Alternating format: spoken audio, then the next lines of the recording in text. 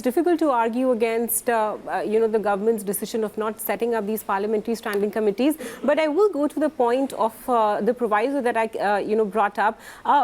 In my reading, nothing in the amendment bill, Mr. Tharoor, suggests that the tenure or salary of the CIC or information commissioners will be decided on an individual basis. As I read it, it's not like an individual officer's tenure or salary can be adversely changed by the government.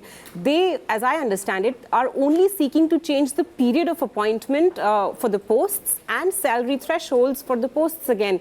Is that not a fair way of looking at it?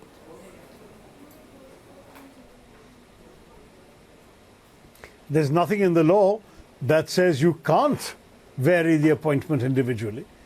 Where does it say that the tenure and the salaries fixed will be uniform across all commissioners? It doesn't say that. So they have completely given themselves a free hand. They can do what they like. And this is the danger.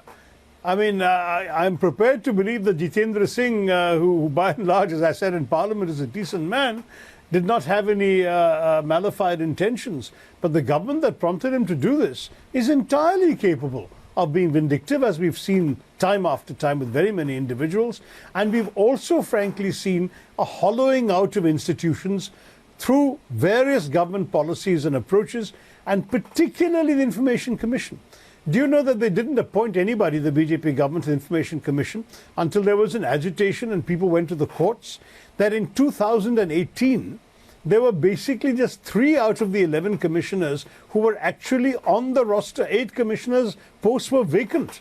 And the Supreme Court had to say some few nasty things before the government appointed a few more. And even now they have 7. There's still 4 vacancies. 4 vacancies out of 11.